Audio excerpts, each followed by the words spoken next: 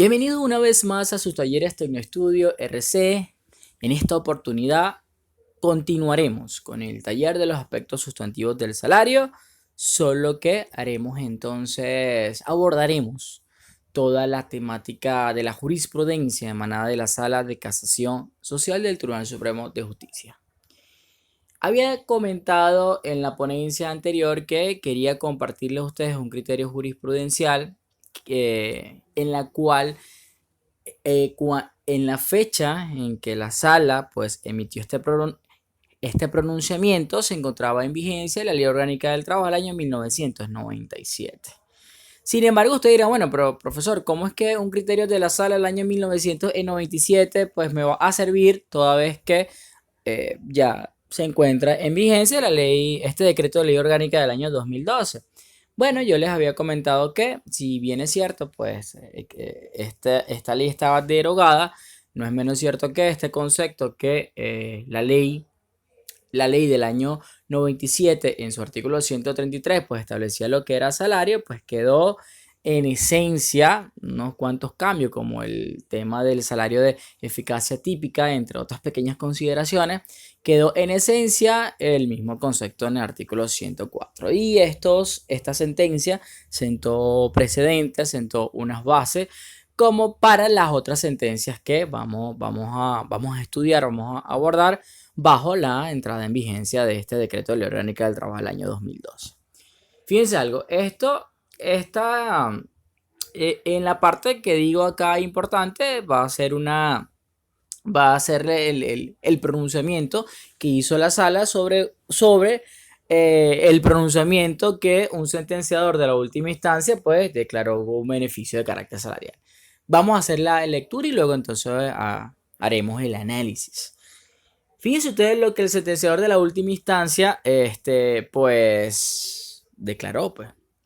Asimismo, es criterio del sentenciador de la última instancia que los beneficios de los cuales gozan los empleados para facilitar el cumplimiento de las funciones de trabajo encuadran en los supuestos de la norma antes mencionada y en consecuencia tienen carácter salarial. En el caso en concreto, a partir de los alegatos del actor y del análisis de las declaraciones de los testigos, estableció en cuanto al uso dado por el trabajador al vehículo para la movilización dentro de las instalaciones de la empresa, a los fines del normal y buen cumplimiento de sus labores, que éste se traduce en un beneficio directo y por lo tanto susceptible de ser considerado salario. Palabras más, palabras menos, este sentenciador de última instancia lo que estableció, lo que sentenció fue que, oye, mira, este trabajador pues tenía un vehículo para movilizarse dentro de las instalaciones de la empresa. Imagínense ustedes eso. No era para su beneficio propio, o sea, simplemente era para movilizarte dentro de las instalaciones de la empresa, por lo cual debo entender pues que era una entidad de trabajo que tenía, que abarcaba un buen espacio geográfico. Entonces, y que en efecto se había demostrado que este beneficio del vehículo entonces era para facilitar el cumplimiento de las funciones del trabajo. Bueno, pese a que quedó demostrado que el uso del vehículo era en efecto para trasladarse dentro de las instalaciones de la entidad de trabajo y que como consecuencia de ello pues facilitaba el cumplimiento de las funciones para los cuales fue contratado, el sentenciador de última instancia dijo, miren señores, esto es salario. Y en consecuencia, como esto es salario, pues va a incidir en los pasivos laborales de la empresa. Ya vamos a hablar sobre el vehículo, que de hecho tocamos unas cuantas, hicimos referencia a ello en las ponencias anteriores. ¿Qué dijo la sala al respecto? Insisto, recuerden que estaba en vigencia la Ley Orgánica del Trabajo del año 1997, el cual definía el salario en su artículo 133.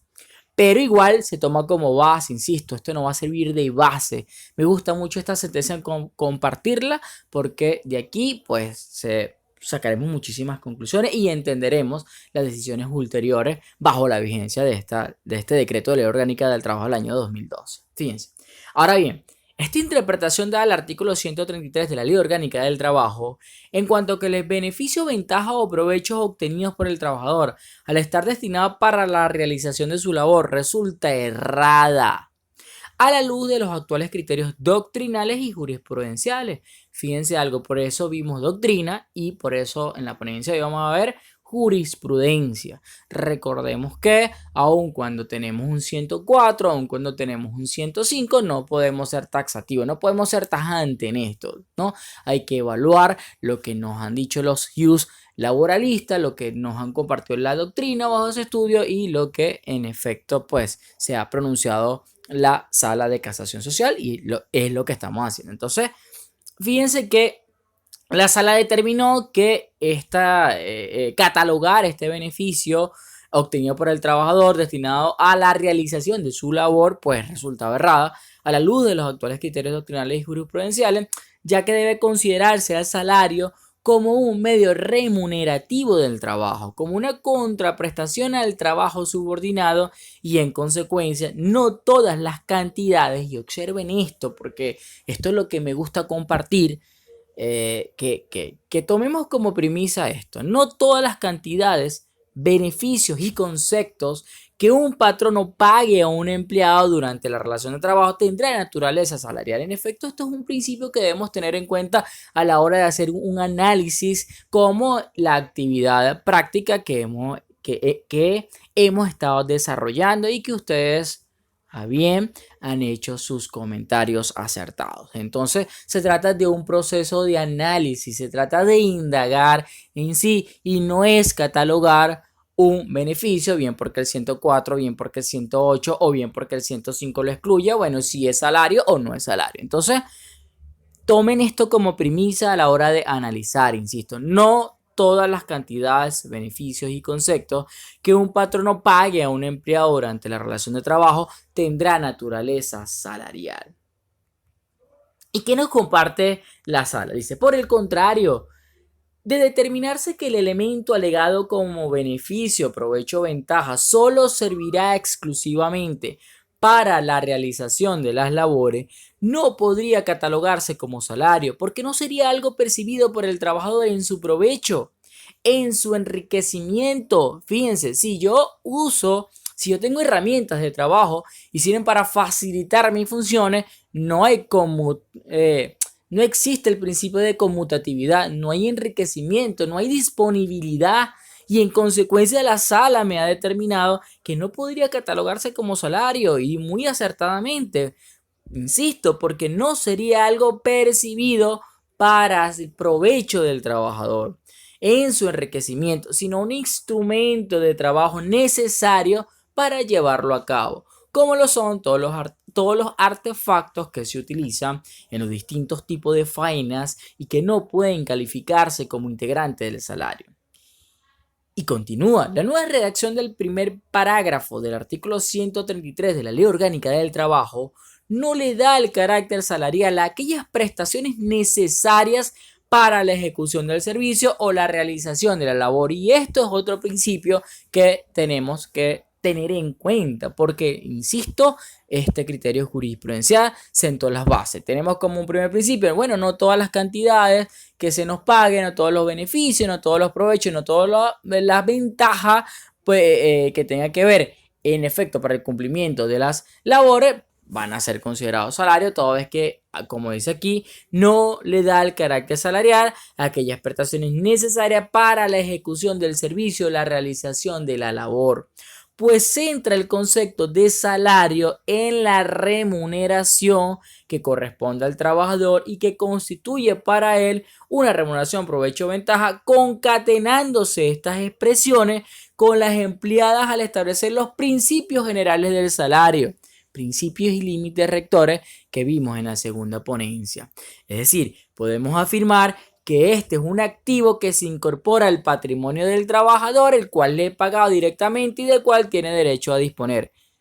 Y ustedes, acabamos de leer esta última parte por sentencia de la Sala de Casación Social. Y pregunto, ¿dónde vimos esto de algo así como que de que el activo se incorpora al patrimonio y por tanto, como se le transfiere la propiedad, tiene el uso, goce y disfrute, lo puedo disponer libremente y en esa medida se la salario?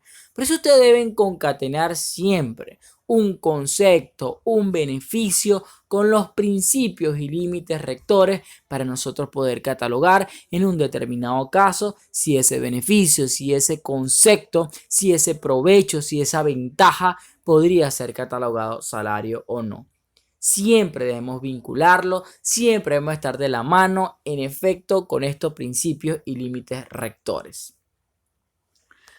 Este concepto de salario, continúa la sala explicándonos, permite además excluir del mismo, aun cuando la ley no lo haga expresamente, aquellos pagos que están destinados a permitir o facilitar al trabajador el cumplimiento de las labores encomendadas, pero que no constituyen activos que ingresan a su patrimonio. Insisto, la sala reitera y dice, y aquí podemos hacer un razonamiento lógico en contrario, porque la sala dice, bueno, aquellos beneficios, aquellas facilidades, pues aquellos subsidios que se le otorgan al trabajador para facilitar no ingresan al patrimonio del trabajador. En razonamiento lógico en contrario, diría un abogado, bueno, nada, si ingresan al patrimonio del trabajador y puedo disponer libremente, en consecuencia estaríamos hablando de un beneficio, de un concepto, de un provecho, una ventaja que va a tener carácter salarial y en consecuencia incidirá en los pasivos laborales de la entidad de trabajo. En ese sentido, que la doctrina ha distinguido, y esto me gusta, y de verdad pongan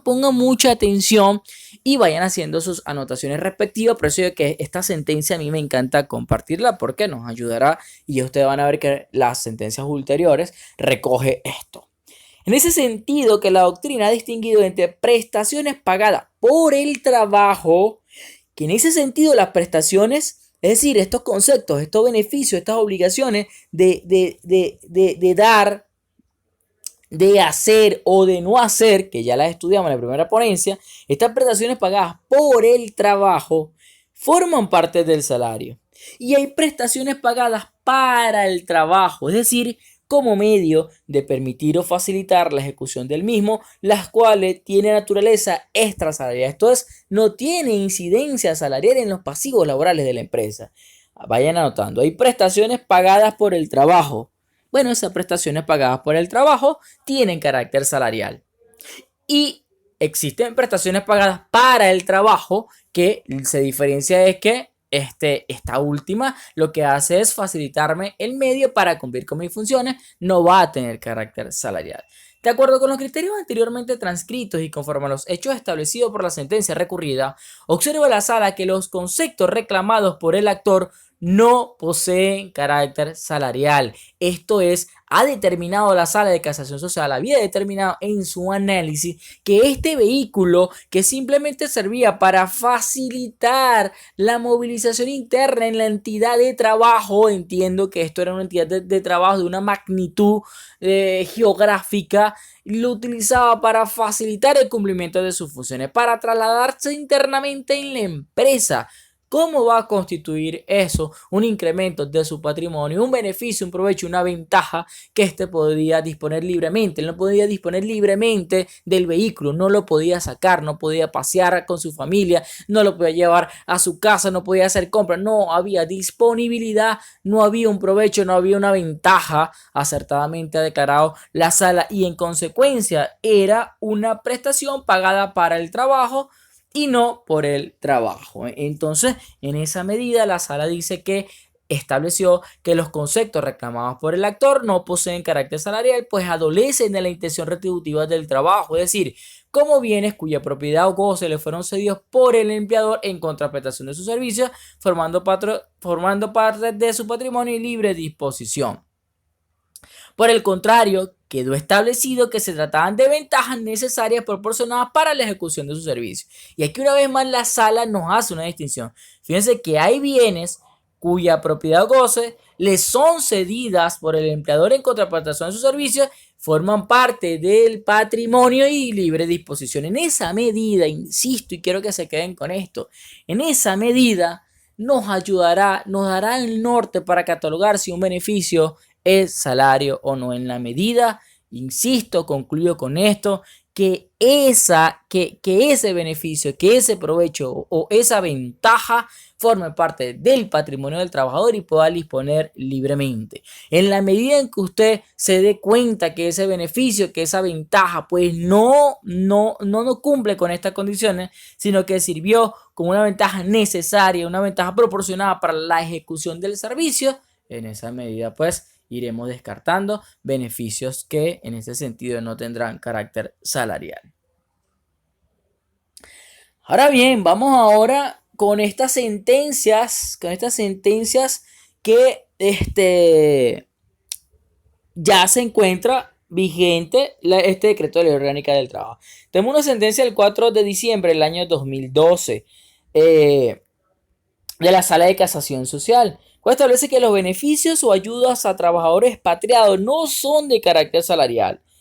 Vamos a hacer la lectura. La Sala de Casación Social, con base en los criterios jurisprudenciales, determinó el carácter no salarial de los beneficios sociales percibidos por un trabajador extranjero que requirió vivir de manera permanente con su familia en Venezuela para el desempeño de su cargo. En primer lugar, afirmó la Sala que, en muchos casos, los conceptos de vehículo y celular son medios que suministra el empleador para el cabal cumplimiento de las obligaciones laborales, por lo que no reviste naturaleza salarial. Insisto, aquí yo creo que vamos a hacer lectura, no debo explicarle mucho más porque ya se lo expliqué en las láminas anteriores.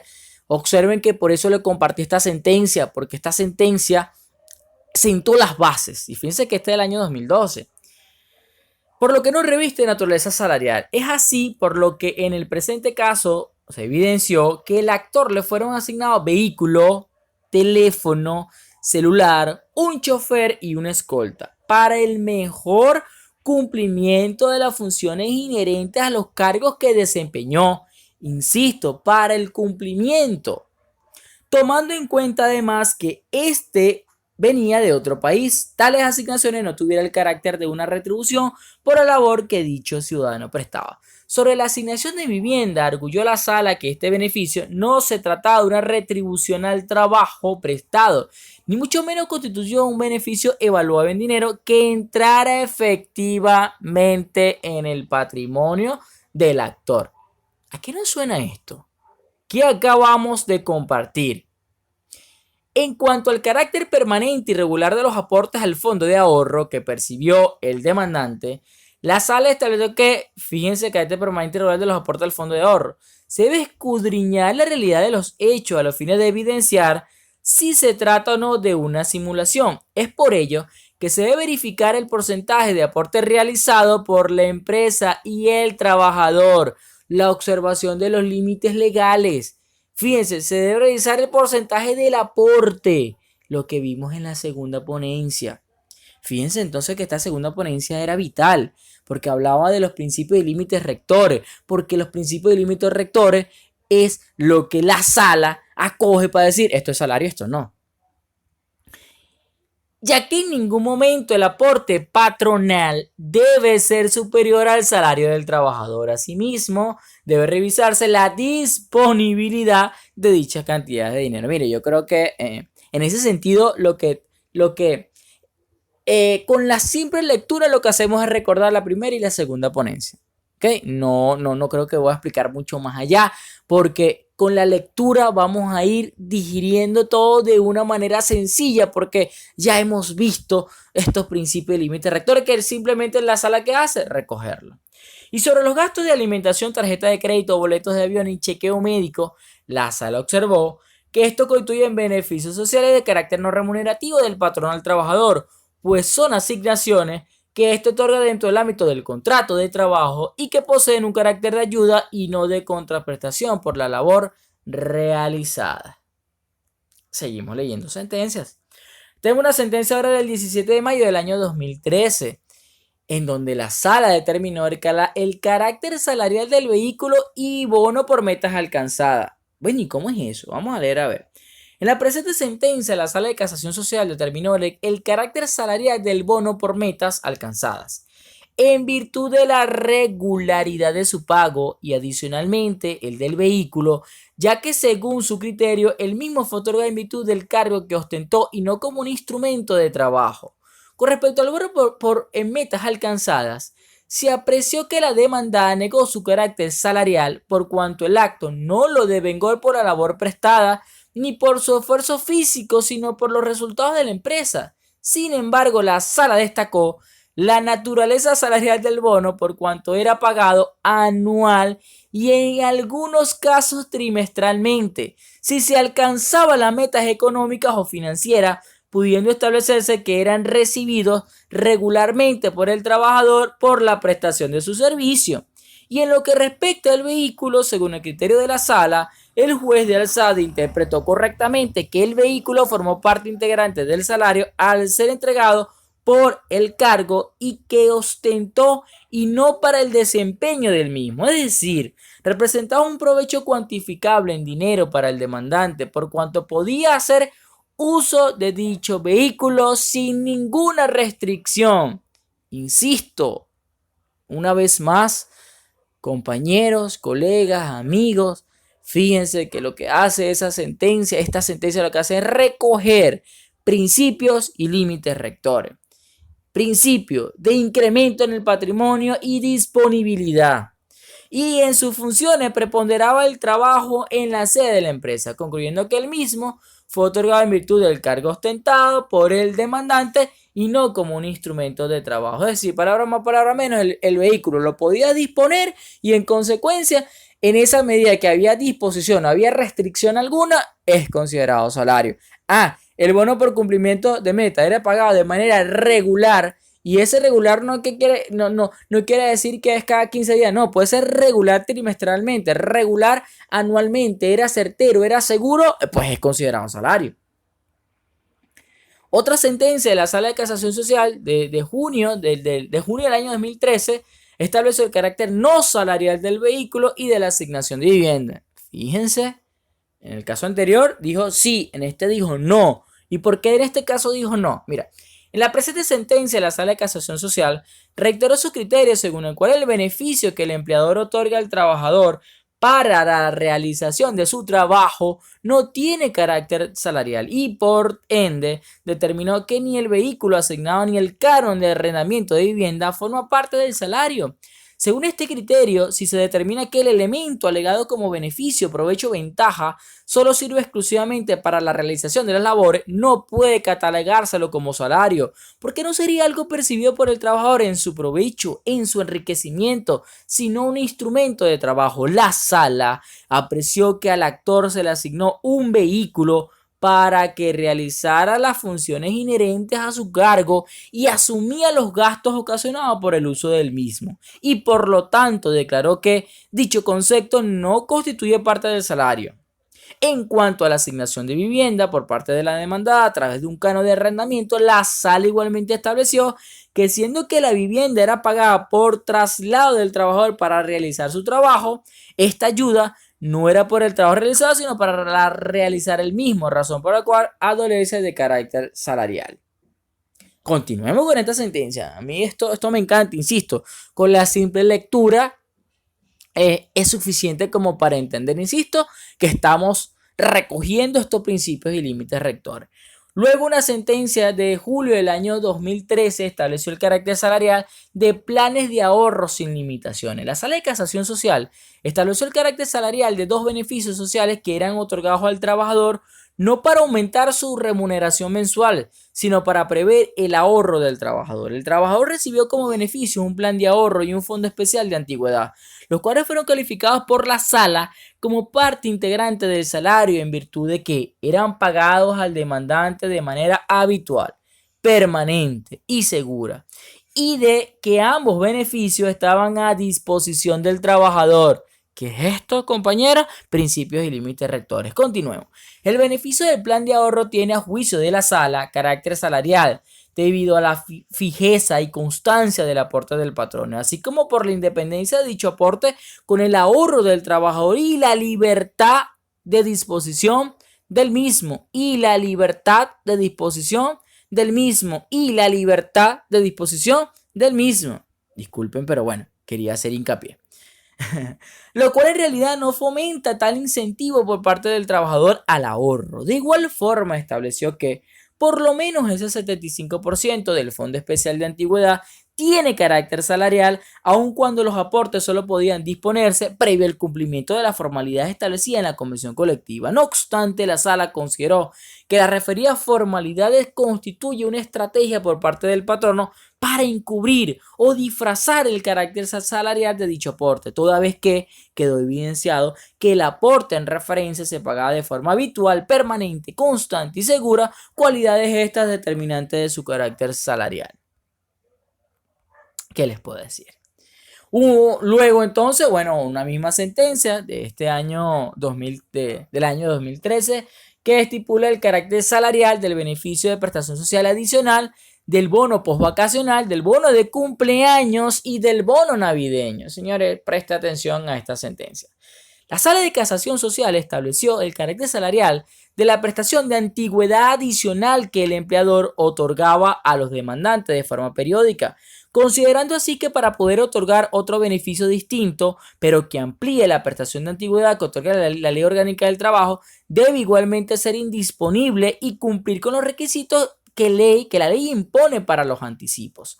Los demandantes fueron beneficiarios de una política de prestaciones sociales para gerencia media, que ampliaba la prestación de antigüedad de la Ley Orgánica del Trabajo y cuyas cantidades totales se depositaban y liquidaban en lapsos mensuales, bimensuales, trimestrales o semestrales. Es por ello que la sala sostuvo que al pretender equiparar tal beneficio a la prestación de antigüedad, aquel debía participar de la naturaleza de esta, esto es, que sea indisponible, salvo en los casos legalmente previstos hasta el término de la relación de trabajo. Por ende, si bien en el presente caso se alegó que dichos pagos se encontraban amparados bajo una política empresarial aplicable a los altos ejecutivos con el objeto de ampliar la prestación de antigüedad, ello no era óbice para que no se cumpliera con las exigencias previstas en la Ley Orgánica del Trabajo, que determina que el trabajador pueda recibir anticipo hasta de un 75% de lo acreditado o depositado a cuenta de la prestación por antigüedad y solo para las causales establecidas en la Ley Orgánica del Trabajo. Por lo tanto, las cantidades percibidas, las cuales la parte demandada pretende justificar como adelanto de la prestación de antigüedad, no puede ser imputado como tales en virtud a que la ley prohíbe su cancelación anticipada, es decir, con anterioridad a la terminación de la relación laboral. Por lo que más bien debe entenderse que esta cantidad de dinero forman parte del salario normal, puesto que se trataba de una remuneración en efectivo otorgada a los trabajadores de manera periódica de la cual podían disponer libremente y comparándose como un activo dentro de sus patrimonios. Señores, principios y límites rectores. Asimismo, la sala estableció el carácter salarial del bono postvacacional. Escuchen esto: el bono de cumpleaños y el bono navideño. Y ustedes dirán, profesor, pero ¿cómo es esto? Fíjense. La sala estableció el carácter salarial del bono postvacacional. Por eso yo aquí voy a hacer un break. Por eso yo en la primera ponencia les decía, quería que ustedes que ustedes, disculpen, estamos en vivo, escogieran una tesis de definición de salario.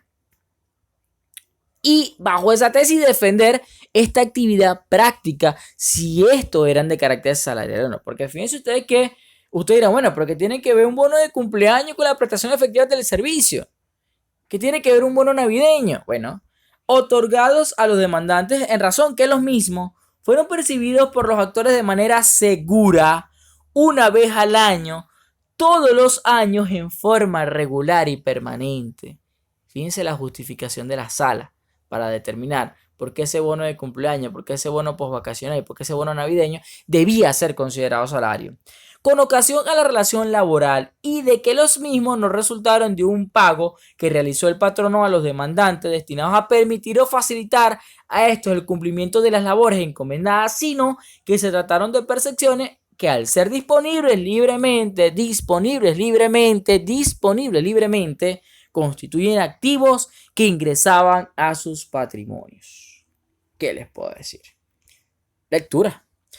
Luego una sentencia de diciembre del año 2013 estableció el carácter salarial del beneficio de la prestación social de actividad de ejecutivos. La Sala de Casación Social determinó el carácter salarial del concepto denominado prestación de antigüedad de ejecutivo por tratarse de un beneficio que no era adquirido para ser pagado al término de la relación de trabajo, según ordena el artículo 108 de la Ley Orgánica del Trabajo, sino que por el contrario era pagado de forma mensual y reiterada. La Sala apreció que en el presente caso la trabajadora percibió de forma periódica, mensual y permanente el pago de distintas cantidades de dinero por concepto de prima de antigüedad, que luego fue denominada prestación de antigüedad de ejecutivos. En consecuencia, la sala también sostuvo que estos conceptos, por haberse pagado por la prestación del servicio de la trabajadora y haber constituido un provecho pagado en dinero en efectivo que incrementa su patrimonio, pues debe considerarse de naturaleza salarial. Seguimos con la lectura. Una sentencia de febrero del año 2014.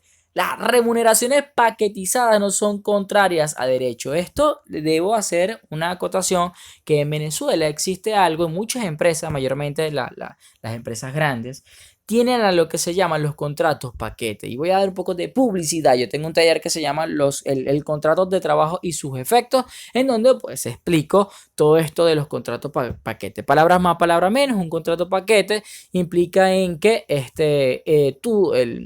la cantidad de dinero que tú vas a percibir mensual, el patrono pues va a paquetizar, te va a sumar todo lo que te correspondería por utilidades, todo lo que te correspondería por prestación social por antigüedad, bono vacacional, entre otras cosas. Pero eso lo va a recibir mensual, no lo va a recibir como en la oportunidad legal, como el tema de las utilidades, el tema de las vacaciones y el tema de prestación social por antigüedad. Bueno, y ya las salas pues han hecho tienen su posición en cuanto a la legalidad de estos contratos de trabajo. No es que son ilegales, pero sí están limitados para que paquetices ciertos conceptos del derecho laboral. Fíjense, la Sala de Casación Social estableció la imposibilidad de conceder anticipos de utilidades de forma mensual, en virtud de que la Ley Orgánica del Trabajo derogada establece la oportunidad legal para el pago de este beneficio, no pudiéndose paquetizar dicha remuneración. La sentencia recurrida estableció que el pago mensual del anticipo de utilidades debe considerarse salario normal, pues el salario paquetizado, que es el que comprende el pago mensual y anticipado de las utilidades, constituye un pago contrario a derecho y por ende condenó al pago de su incidencia en los demás conceptos laborales, así como al pago de las utilidades. A pesar de que la sala ha reconocido la existencia de los contratos paquetes o paquetizados, excluyendo de ello la prestación de antigüedad, en este caso confirmó el criterio de la sentencia recurrida al sostener que la Ley Orgánica del Trabajo establece una oportunidad para el pago de las utilidades y si permite fraccionarla, pero en los términos establecidos en el citado artículo 175 y no prevé en ningún caso el pago mensual de esta. De esta forma, concluyó que el juez que dictó la sentencia recurrida actuó ajustado a derecho y conforme a lo dispuesto en las normas denunciadas como infringidas, al establecer que dicho pago de las utilidades debe hacerse en la oportunidad legalmente fijada, a saber, dentro de los 2 meses inmediatamente siguientes al día del cierre del ejercicio de la empresa, previendo que se le pague al trabajador el mínimo establecido, es decir, el equivalente a por lo menos 15 días de salario durante el mes de diciembre y no fraccionarlas de forma mensual. En este caso, bueno, también muchos paquetizan el tema de la prestación social por antigüedad, pues eso tampoco está permitido. Entonces, estos beneficios que... y yo les pregunto a ustedes aquí algo. ¿De qué se está basando la sala para decir estos conceptos, esta cantidad son salarios? De las observaciones legales. ¿Ves? ¿Cuándo va a pagar las utilidades? Bueno, las utilidades tienen la fecha para pagarlas. ¿Cuándo se paga la prestación social por antigüedad? Bueno, eso también tiene su oportunidad para pagarla. ¿Cómo las está pagando? Mensualmente. Bueno, salario. ¿Por qué? Porque no observó los límites legales. Luego vino una sentencia del año 2014 en donde estableció el carácter salarial del fondo de ahorro. La Sala de Casación Social reiteró el carácter salarial de los fondos de ahorro cuando los aportes son libremente disponibles por parte del trabajador y no requieren de autorizaciones o ninguna otra limitación para su retiro. La empresa afirmó que el juez superior no apreció que este beneficio del fondo de ahorro solo podía ser dispuesto por el trabajador previa notificación escrita al Departamento de Recursos Humanos, alegando que por tal razón el beneficio no operaba de forma inmediata ni automática. Y adicionalmente alegó que la Ley Orgánica del Trabajo derogada excluye carácter salarial de este tipo de beneficio contemplado en las convenciones colectivas de trabajo. La sala, por otra parte, determinó en la posibilidad de calificar este tipo de beneficio como salario cuando el trabajador pueda solicitar libremente préstamos. Y del análisis de la forma en cómo se implementó el beneficio en el presente caso, estimó que la misma Convención Colectiva de Trabajo se evidencia que éste no cumple con la finalidad de ahorrar que le pretende atribuir a la parte demandada, toda vez que bajo la forma en que se encuentra concebida el plan de ahorro, permitió a los trabajadores tener una amplia libre disponibilidad de los haberes, al poder efectuar retiros anuales del 100% para gastos imprevistos sin establecer ningún tipo de limitación o condición para disponer de esto. Principio de la primacía de la realidad sobre la forma o apariencia. segunda ponencia.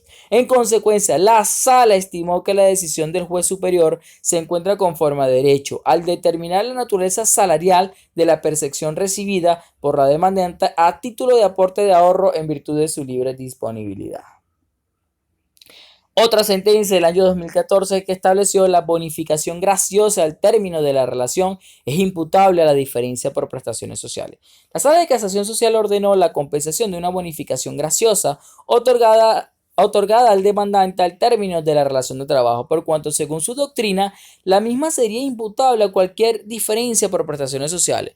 En el presente caso, la sala verificó la existencia de una constancia de pago suscrita por el demandante y de la cual se evidencia una bonificación graciosa otorgada por la demandada al término de la relación de trabajo. Al respecto, la sala consideró que la bonificación corresponde a un monto pagado en exceso por la sociedad mercantil demandada, que se debe ordenar compensar con las cantidades a ser condenadas por resultar la misma imputable a cualquier posible diferencia por prestaciones sociales, por cuanto, según su criterio, afirmar que la cantidad entregada al trabajador al momento que se pone fin a la relación de trabajo no es imputable a la cantidad adeudada por la empresa por concepto de prestaciones sociales. Es una arbitrariedad del juzgador que conlleva un menoscabo del derecho a la defensa y en consecuencia se ordenó compensar con las cantidades que se condenan por concepto de diferencia de prestación de antigüedad y diferencia de intereses sobre la prestación de antigüedad el monto recibido por el demandante como bonificación graciosa, toda vez que se declara procedente su deducción de la condenatoria del fallo. Continuemos con la lectura de estas sentencias.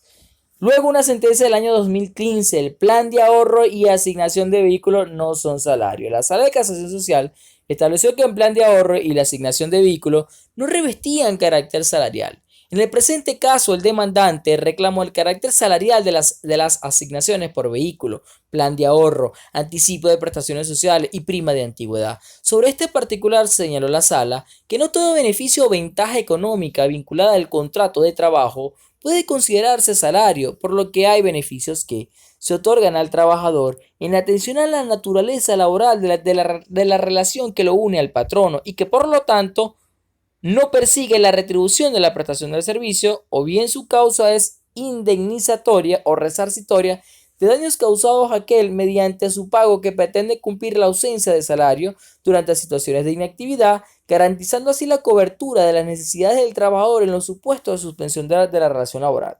En virtud de lo anterior, respecto al carácter salarial del vehículo, la sala indicó que dicho concepto no constituye parte del salario en virtud de no resultar la asignación establecida por la empresa un beneficio percibido por el trabajador en su provecho, así como tampoco enriquecimiento ninguno, sino un instrumento de trabajo necesario para realizar sus funciones.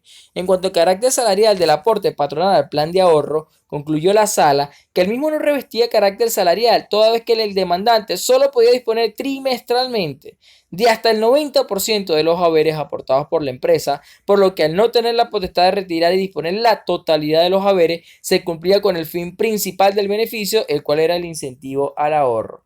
Incluso estas sentencias nos dan parámetros para a la hora de nosotros, bueno, si eres, en este caso, si eres abogado de empresas, pues tener esas limitaciones a la hora de otorgar un beneficio. Y bueno, te da a ti herramientas como abogado del trabajador para poder tú reclamar el carácter salarial de estos beneficios, si no cumple pues, con las condiciones establecidas por la sala.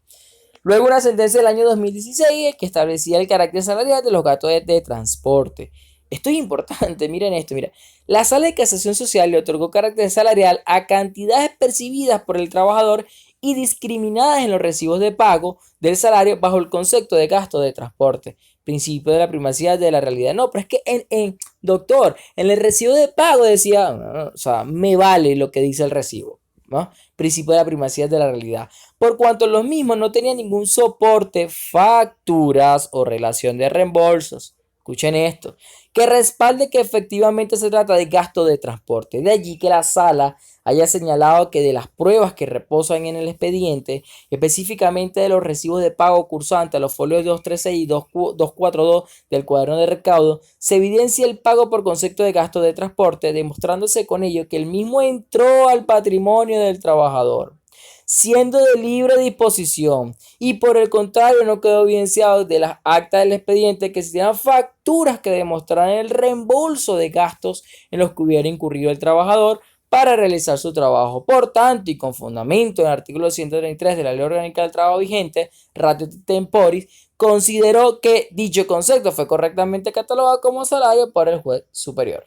O sea, principios y rectores. Y límites rectores, perdón. Luego tenemos nosotros una sentencia también del año 2006 que dice los aportes patronales a las cajas de ahorro no son salarios. La Sala de Casación Social ratificó su criterio según el cual no debe ser considerado salario el aporte patronal al ahorro de los trabajadores, tomando en cuenta la prohibición que poseen esto en disponer libremente de los fondos. En el presente se apreció que el juzgado superior le otorgó carácter salarial al aporte que el patrón realiza al mencionado plan de ahorros, y por su parte la demandada alegó que aquel incurrió en un error por cuanto se trata de un beneficio social indisponible y que garantice el ahorro. En ese sentido, la sala sostuvo que un caso precedente había analizado la naturaleza del plan de ahorro de una empresa filial a la demandada, pudiendo apreciar que según dicho plan, el trabajador no podía retirar la totalidad de los haberes, incentivándose con ello el ahorro, pues el trabajador podía realizar retiros en forma limitada, vale decir cada 3 meses y hasta el equivalente a un 90% de sus haberes. En consecuencia, la sala determinó que el aporte patronal al plan de ahorros colectivo para los trabajadores de confianza no tiene carácter salarial, puesto que los trabajadores no tienen la libre disponibilidad de sus haberes. Abogados de empresa, presten mucha atención. Trabajadores, tienen ya la información para ustedes estar pilas cuando un beneficio puede ser considerado salario o no. Una sentencia del año 2017, el cual establece que es salario el bono de alimentación pagado en efectivo. Escuchen esto.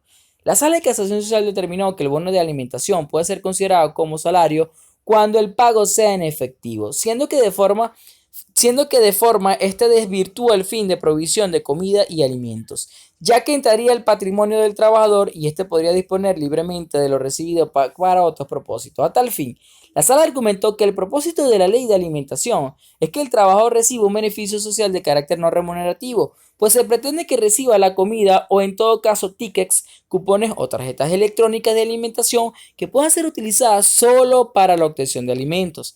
En ese mismo sentido, se establece dicha ley, específicamente el parágrafo primero del artículo 4, que el beneficio de alimentación no podrá ser pagado en dinero efectivo, pues allí el dinero ingresaría en el patrimonio del trabajador, generando una ventaja económica y él tendría la disponibilidad del mismo para emplearlo de la forma en que él decida, no teniendo la limitación de la adquisición de alimentos, lo que acarrea que se desvirtúe el propósito de la ley y la naturaleza propia del beneficio, por lo que no se puede imputar ese pago como cumplimiento de una comida balanceada bajo esa modalidad de efectivo, sino que por el contrario, el pago percibido por el trabajador bajo esa denominación de bonos de alimentación revestía las características propias de las percepciones que integran el salario normal.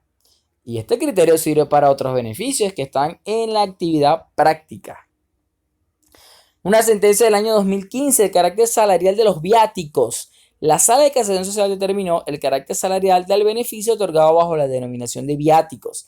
En el presente caso, se evidenció que en los recibos de nómina del demandante, este percibió de forma regular y permanente conceptos denominados viáticos y gastos, respecto de los cuales no se evidenció que fuesen sujetos a rendición de cuentas. En consecuencia, la sala arguyó que los mismos no estaban destinados a permitir o facilitar el cumplimiento de las labores encomendadas, sino por el contrario, se trataron de percepciones que quedaron disponibles libremente y por lo tanto constituyeron activos que ingresaron en el patrimonio del trabajador, concluyendo la sala que estas asignaciones tienen carácter salarial y por lo tanto deben incluirse como elementos esenciales del salario normal para el cálculo de las prestaciones sociales y demás beneficios laborales. Sentencia mucho más reciente del año 2020. Subsidio para compra de alimentos no se considera un beneficio salarial. La Sala Social consideró que para que pueda algún concepto ser parte del salario, debe generarle al trabajador provecho y enriquecerle su esfera patrimonial, principios y límites rectores. Además de que ese provecho que sea otorgado pueda ser administrado libremente, dándole al trabajador el uso que mejor le pareciere.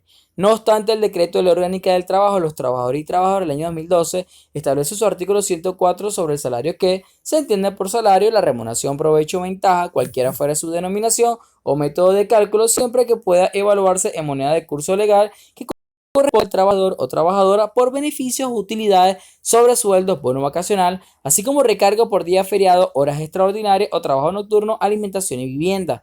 Los subsidios o facilidades que el patrón o patrón otorga al trabajador o trabajadora con el propósito de que éste o ésta obtenga bienes y servicios que permitan mejorar su calidad de vida y la de su familia tienen carácter salarial. Como puede observarse, refiere al artículo 104 del decreto, LOC establece que tiene carácter salarial la entrega a trabajadores de los alimentos, la vivienda y los subsidios, pero considera la sala social del Tribunal Supremo dice que en el presente caso no es aplicable la norma debido a que el subsidio de alimentos otorgado no era libremente disponible, provecho o enriquecimiento en su esfera patrimonial. Taller número 2, ponencia número 2. Luego una sentencia del año 2018, bueno, los bonos no reflejaban recibo de pago por productividad y efectividad son salarios. Esta sentencia es interesante, fíjense esto. La Sala Social del Tribunal Supremo de Justicia establece que el pago recibido por los trabajadores de un bono hecho efectivo al final de la relación laboral, al ser consecuencia de un cálculo basado en cada mes de trabajo realizado, hace que el mismo tenga regularidad y permanencia, aunque fuese liquidado al final de la relación, por lo que tiene carácter salarial. Esto me pareció genial. De la anterior transcripción se observa que la recurrida estableció que a pesar de que los trabajadores recibieron en una sola oportunidad y al final de la relación de trabajo el pago de un concepto denominado bono de productividad y efectividad, el mismo formaba parte del salario al ser incluido por la demandada la cantidad de bolívares 3.000 por cada mes efectivo de trabajo, por todo el periodo de la relación de trabajo, lo cual denotaba una regularidad y permanencia, aunque liquidado al culminar la relación laboral, por lo que al haber sido causado dicho monto de forma mensual, reiterado y constante en el tiempo, denota una regularidad y permanencia del referido pago, independientemente que éste se haya materializado al término del contrato de trabajo, evidenciándose con ello un reconocimiento por parte del empleador del carácter salarial de dicho concepto al cancelar el mismo de forma intempestiva, es decir, no de manera mensual y permanente, sino al final de la relación de trabajo. En consecuencia, forzoso es para esta sala concluir que el aludido pago reviste carácter salarial y en virtud de ello debe considerarse recálculo de los beneficios laborales tal y como lo estableció la recurrida. Mire, me parece gracioso, pero porque me parece genial. Principio de la primacía de la realidad sobre las formas o las apariencias. Esto es todo con esta ponencia número 3. De seguida, entonces, su actividad. Saludos.